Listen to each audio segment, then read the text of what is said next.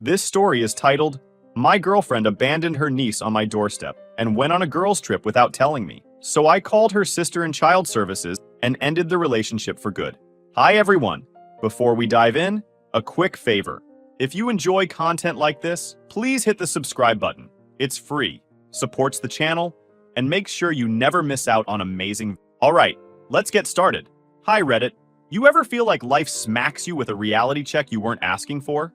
That's where I found myself with my now ex-girlfriend, Lexi. For over a year, I thought I was dating someone who had her life together. Turns out she was a lot more self-centered than I ever realized. And let me tell you, I missed all the signs. I'm Jake, 33, and I met Lexi, 29, at a coffee shop about a year and a half ago. It was one of those cute, movie-like moments. She spilled her drink all over the counter, swore under her breath, and I handed her some napkins while cracking a joke about the baristas making drinks too aggressively. She laughed, and from there, we started talking. She had this effortless charm about her, like she didn't have to try to be the most interesting person in the room. I asked for her number that day, and we hit it off fast. Dates turned into weekends together. Weekends turned into spending most of our time at my place, and before I knew it, we were a couple. Lexi was fun, spontaneous, and the kind of person who could make any situation seem exciting. She always had a story, always had a joke, and always seemed to have this air of confidence that was contagious. But looking back now, there were cracks in that image, ones I completely ignored at the time.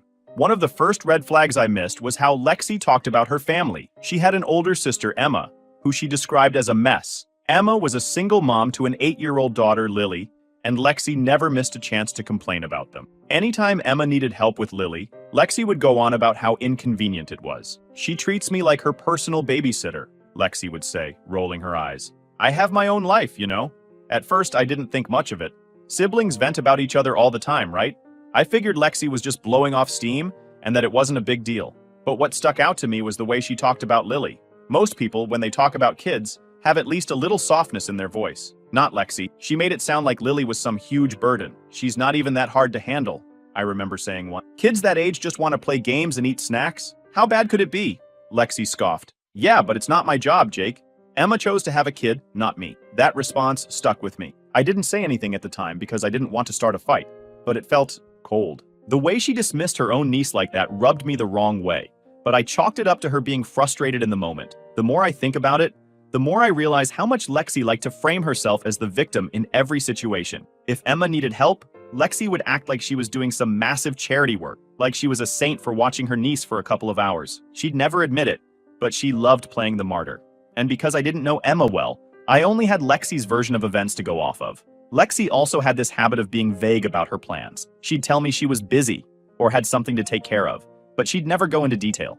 If I asked, she'd brush it off, like I was prying too much. At the time, I didn't think it was a big deal. She was an independent person, and I respected that.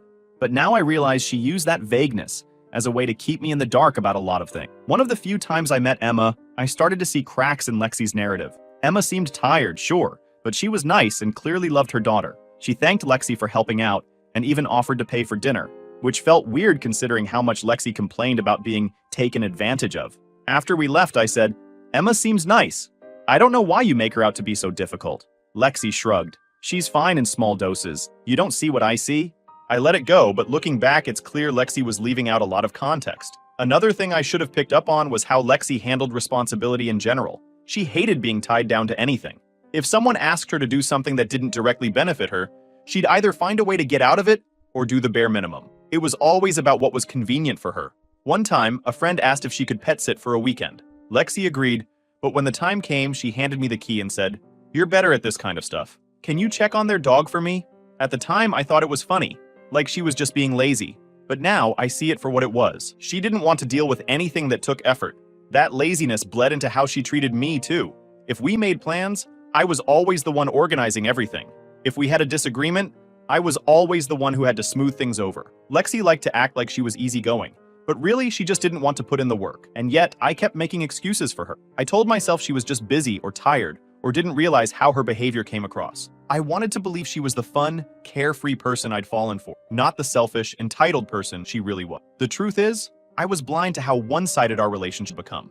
I did everything I could to make things work, and Lexi took it all for granted. I didn't see it then, but she wasn't just inconsiderate. She was straight up manipulative. But all of that came to a head One Friday afternoon, I walked up to my house, expecting nothing more than an empty living room and a peaceful weekend. Instead, I found an 8-year-old sitting on my front steps, holding a tiny pink suitcase and looking at me like I was supposed to have all the answers. "Lily?"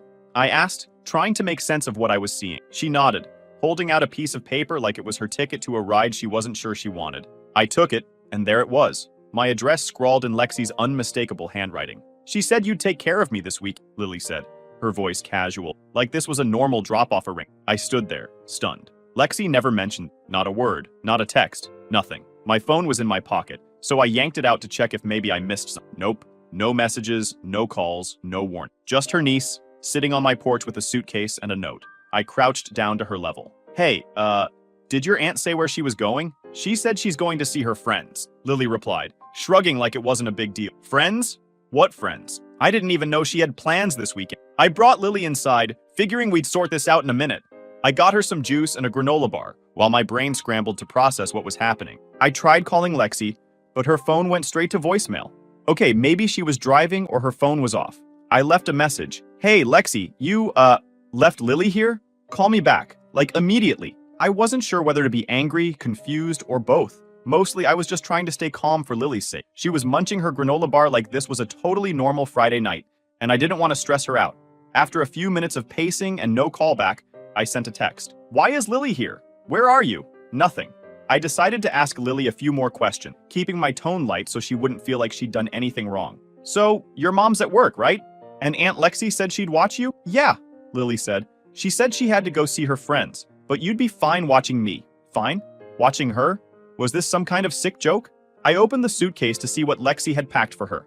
Inside, there was one change of clothes, a stuffed animal, a half-empty pack of crayons, and a coloring book. That was it. No snacks, no pajamas, not even a toothbrush. It was like she'd packed in a hurry, barely thinking about what Lily might actually need for the weekend. This wasn't just inconsiderate, it was neglectful. How did she think this was okay? At that point, I was fuming. I called her again, straight to voicemail. Again. I tried texting her. "This is not okay. Call me ASAP." Nothing. I felt a mix of disbelief and fury. Who does this? Who drops a kid off at someone's house without asking first? And not just any kid, her niece. Lily was sitting on the couch, flipping through her coloring book, totally unaware of how furious I was. I took a deep breath and reminded myself that none of this was her fault. She didn't ask to be caught in the middle of her aunt's ridiculous stunt. I sat down next to her and said, "Hey kiddo, how about we figure out dinner? Can we have chicken nuggets?" she asked, her face lighting up. "Sure thing," I said, forcing a smile.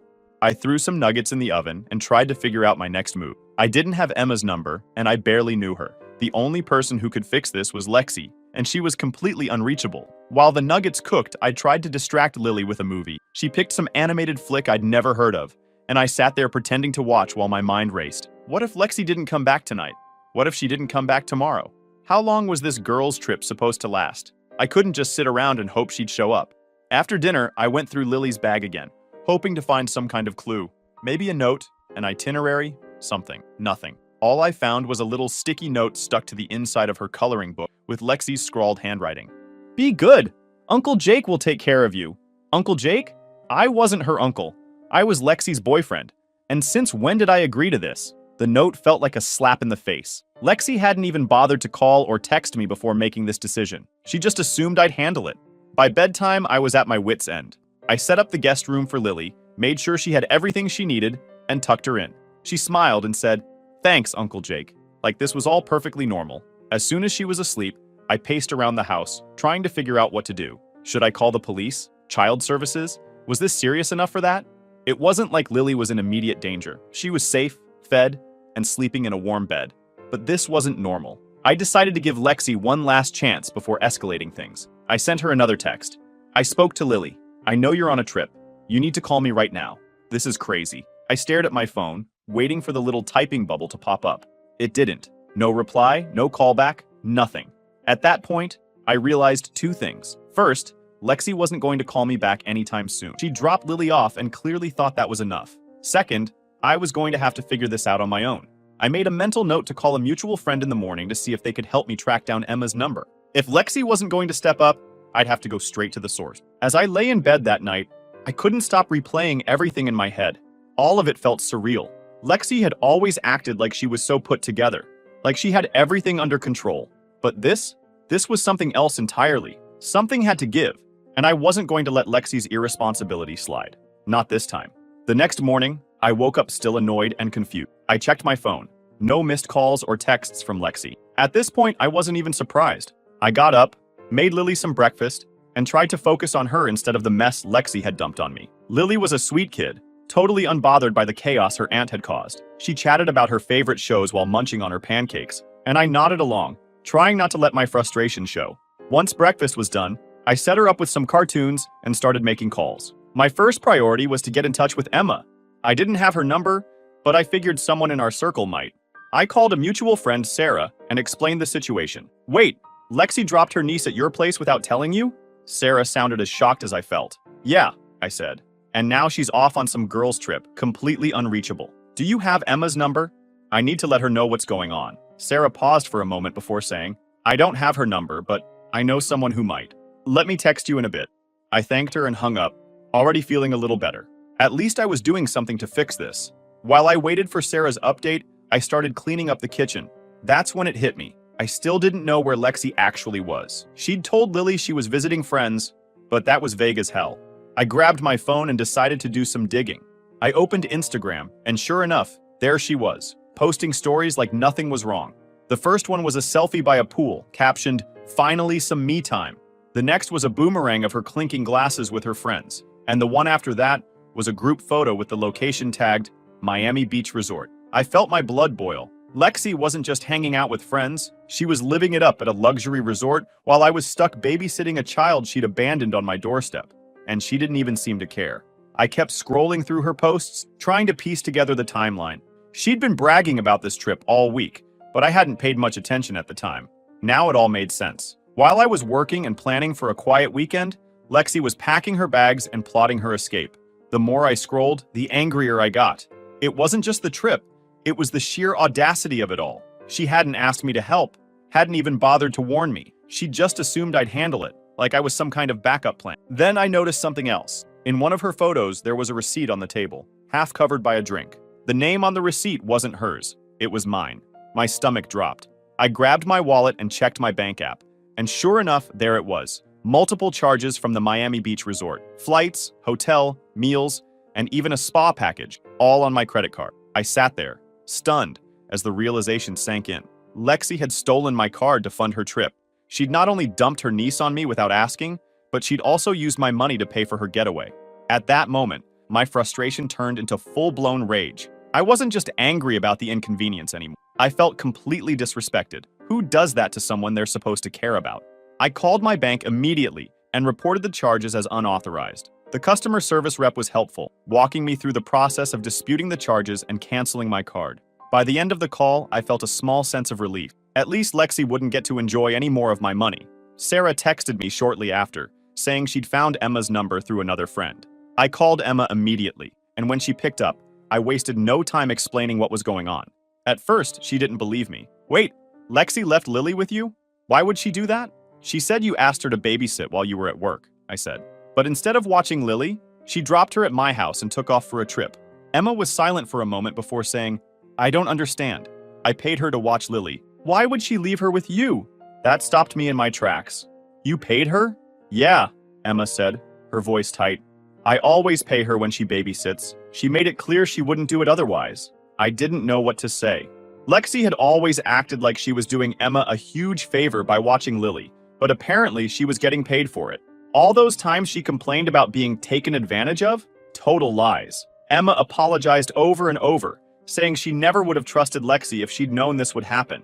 She promised to fly home early and asked me to keep Lily safe until she got there. No problem, I said. I'll make sure she's okay. By the time I hung up, I felt like I'd been hit with a truck. Not only had Lexi lied to Emma, but she'd also lied to me about why she was helping her sister in the first place. It wasn't about family, it was about money. And when she couldn't be bothered to fulfill her end of the deal, she dumped Lily on me like I was her personal assistant. I sat down on the couch, staring at my phone, trying to process everything. Lexi had shown me exactly who she was, and it wasn't pretty. She was selfish, entitled, and completely irresponsible. And the worst part? She didn't even seem to care. Lily looked up from her coloring book and smiled at me. Uncle Jake, can we go to the park later? Of course, I said, forcing a smile. At least one of us deserved a good day.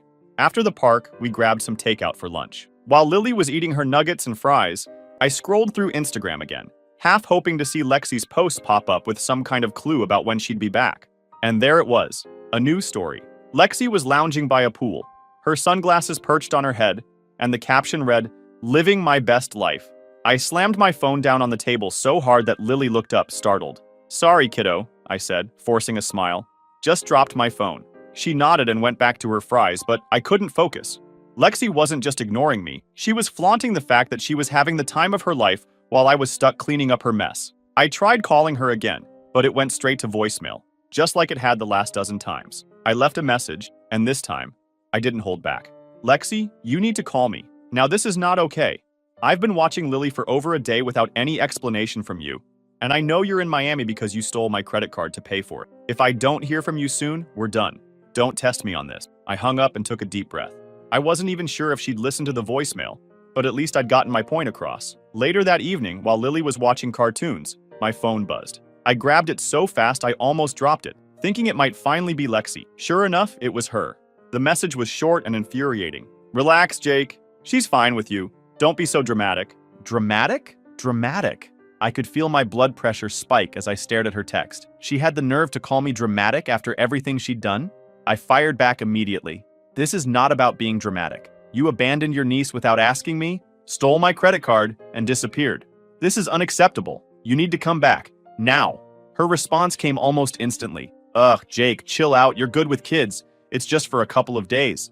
At that point, I wasn't even mad anymore. I was furious. She wasn't just ignoring the problem, she was acting like it didn't even exist. I didn't bother replying. I needed to cool down before I said something I couldn't take back. Instead, I called Emma again to let her know what was going on. "She texted you that?" Emma said, her voice tight with anger. "I can't believe this. She's completely out of control. I'm flying home tomorrow, Jake. Just hang in there a little longer." I told her not to worry and that Lily was fine, which was true. Despite everything, Lily was still her cheerful self, drawing pictures and telling me stories about school. She had no idea the adults in her life were completely losing it. The next day, while I was making breakfast, I got another message from Lexi. This time, it wasn't just her brushing me off. It was an accusation. "You're seriously ruining my trip. I trusted you to handle this, and now you're acting like a child. Grow up, Jake." That was it. I wasn't going to let her twist this around and make me the bad guy. I called her, and this time, she actually picked up. "Finally," I said, my voice sharp. "What the hell is wrong with you, Lexi?" She sighed like I was the one being unreasonable. "You're so dramatic, Jake. I trusted you because you're good with kids. This isn't a big deal. You're just overreacting. I was so mad I could barely think straight. You know what? Don't bother coming back here. We're done. I've had enough of your selfish crap." "Jake, don't be stupid," she said, her voice rising. "You're going to break up with me over this? Seriously? You're such a..." I hung up before she could finish. I wasn't going to sit there and let her insult me after everything she'd pulled. After the call, I blocked her number. I was done letting her push me around and make me feel like I was the crazy one. When Emma's flight landed later that evening, she came straight to my house to pick up Lily. I told her everything that had happened. Emma was livid. "She's going to pay for this," she said, holding Lily close. "I'll make sure of it." After they left, I thought things might finally start to settle down, but I was wrong. This wasn't over, not by a long shot. The chaos Lexi unleashed didn't end the moment I kicked her out of my life. In fact, that's when the fallout truly began. I started by following up with my bank. The customer service rep I spoke to had been great about disputing the charges when I first called, but now they wanted more details for their investigation. I forwarded them screenshots of Lexi's Instagram posts, showing her tagged at the Miami Beach resort, along with copies of my bank statements highlighting the unauthorized charges. "We'll escalate this to our fraud department," the rep told me. "If the charges were made without your authorization, we'll flag them and notify the proper authorities." Hearing that felt like a small victory. Lexi thought she could get away with using my money for her selfish trip, but now it was going on record as fraud. The next call I made was to the Miami Beach resort. I explained the situation to their customer service team, letting them know the charges were disputed because Lexi had used my card without permission. The woman on the other end sounded appalled. "I see the reservations," she said. "It looks like 2 nights were already completed, but the remaining nights have been canceled." "Great," I said. "And what happens now?" "Well," she continued, "since the payment is under investigation and flagged as unauthorized, her account here will also be flagged for fraud. She won't be able to book with us in the future. That was the icing on the cake. Lexi loved flaunting her luxury trips, and now one of her go-to spots was banning her. It wasn't going to undo the damage she'd done, but it was a step in the right direction. Meanwhile, Emma and I stayed in close contact. She was furious and laser-focused on making sure Lexi couldn't pull a stunt like this again. I filed the CPS report, Emma told me during one of our calls. I explained everything, how Lexi agreed to babysit Lily, then abandoned her at your house without asking, and how you had to step in to make sure she was safe. Good, I said. What else can I do to help? They might ask for a statement from you, she said. Having your perspective as someone who was directly impacted will strengthen the case. It didn't take long for CPS to reach out. They wanted me to give a full account of what had happened, and I didn't hold back. I told them how I found Lily on my doorstep, how Lexi ignored my calls and texts for days, and how she left Lily with barely enough supplies for a weekend. She didn't even bother to confirm I was home, I told the caseworker. If I'd been out of town, Lily would have been stranded. The caseworker was taking notes the entire time, occasionally asking clarifying questions. Then they asked about the credit card situation, and I explained how Lexi had used my card to book her trip. I sent them copies of my dispute with the bank and screenshots of Lexi's social media posts, which made it painfully obvious she was living it up on stolen money. This is very concerning, the caseworker said. Thank you for providing these details. We'll follow up with Ms. Lexi as part of our investigation. Hearing that gave me a sense of validation. Lexi couldn't spin this into some harmless misunderstanding when the evidence was piling up against her.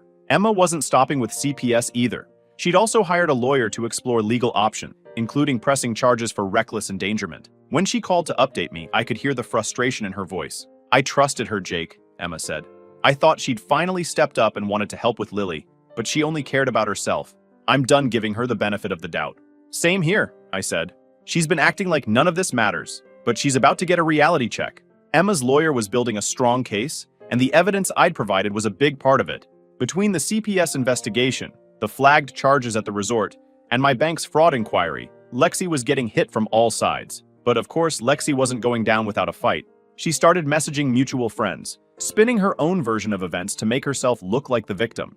According to her, I was overreacting and ruining her life over what she claimed was just a misunderstanding. A few friends reached out to ask what was going on, and I didn't hold back. I sent them the same screenshots I'd sent to CPS. It didn't take long for the truth to spread. One friend, Sarah, summed it up perfectly. Yeah, she's screwed.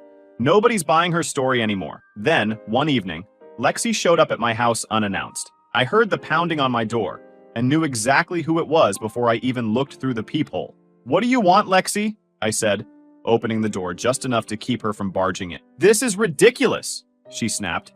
You're ruining my life over one mistake. You didn't have to call CPS, Jake. You didn't have to cancel my trip. Her tone was somewhere between anger and desperation, but I wasn't buying it. One mistake? You dumped your niece at my house without asking, stole my credit card, and disappeared for days. That's not a mistake, Lexi. That's a pattern of selfishness. She rolled her eyes, like I was the one being unreasonable. She's fine, isn't she? You're acting like I abandoned her in the middle of nowhere. She was safe with you. That's not the point, I said, my voice rising. Lexi started to argue, but I wasn't interested in hearing her excuses. We're done, Lexi. You need to leave. She shouted something about me being petty and vindictive as she stormed off, but I didn't care. Let her throw a tantrum. It didn't change the fact that she'd burned every bridge she had.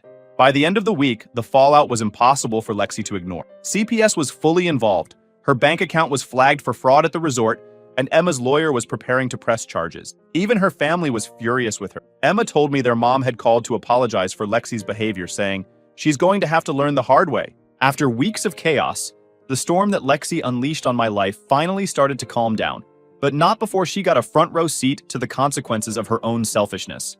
Watching her downfall was like watching someone trip over their own mess, and honestly, it felt damn satisfying. Let me set the stage. CPS had launched their investigation, the Miami Beach resort flagged her for fraud, my bank was moving forward with its inquiry, and Emma's lawyer was gearing up to press charges. Every door Lexi tried to escape through slammed shut, and she was finally realizing she couldn't charm or lie her way out of this one. But of course, Lexi didn't go quietly. Even as everything fell apart around her, she tried to shift the blame onto anyone but herself. She posted this long, melodramatic rant on social media about how she was being targeted by people who didn't understand her situation. Everyone needs to calm down, she wrote, because this is all a misunderstanding. I trusted the wrong people and now I'm paying for it. It's so unfair. Unfair? That word hit me like a slap.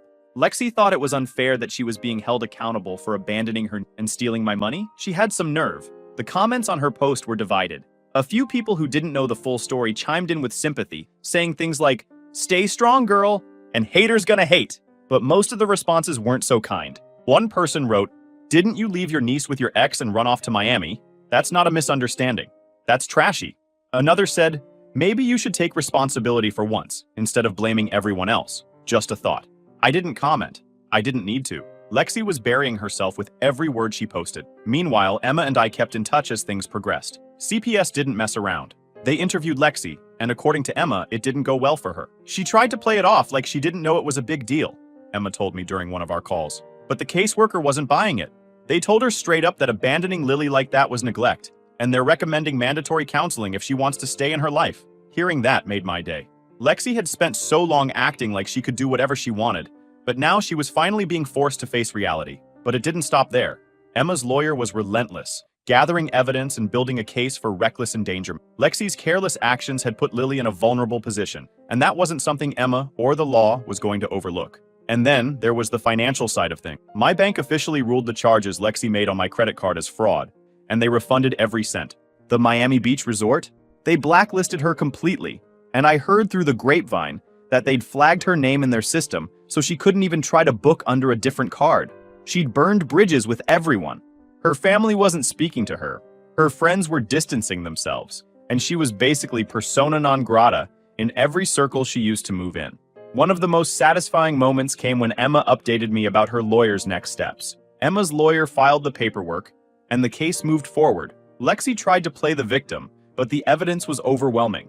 All of it painted a clear picture of someone who cared more about themselves than anyone else. I didn't have to testify in court, but I was ready to, if it came to that. The thought of Lexi squirming under questioning was enough to put a smile on my face. In the end, the court ruled in Emma's favor. Lexi was ordered to attend mandatory counseling, pay a hefty fine, and complete a parenting class if she wanted to have any future involvement in Lily's life. The reckless endangerment charges didn't lead to jail time, but they were enough to leave a permanent mark on her record. Emma told me that Lexi broke down in tears when the judge handed down the decision, but I couldn't bring myself to feel sorry for her. She had every chance to do the right thing and fix her mistakes, but instead she doubled down and tried to play the victim. As for me, life has been a lot quieter since I cut Lexi out. Sure, there were some awkward moments when mutual friends tried to drag me into the drama, but most people saw through her BS. "Jake, I had no idea she was like that," one friend said after I showed them the screenshots. "You dodged a bullet, man!" And they were right. Losing Lexi was the best thing that could have happened to me. I'm still in touch with Emma and Lily. In fact, I recently went to one of Lily's soccer games. She ran up to me afterward, grinning ear to ear, and said, "Uncle Jake, did you see my goal?" I laughed and said, "Of course I did. You crushed it out there." Moments like that remind me why I stood my ground. Lily deserves better than someone like Lexi, and Emma is doing everything she can to make sure she gets it. As for Lexi, she's been radio silent since the court ruled. Last I heard, she moved back in with her parents and was trying to get her life together. Part of me wonders if she's actually learned anything, but honestly, it doesn't matter. She's out of my life, and that's what counts. Looking back, I'm proud of how I handled everything. I could have let Lexi manipulate me into letting it slide, but instead, I stood up for myself and for Lily. Sometimes doing the right thing isn't easy, but it's always worth it. Lexi thought she could dump her problems on me and walk away without a scratch. Instead, she lost her vacation, her family's trust, her reputation, and me. And you know what? She deserved it.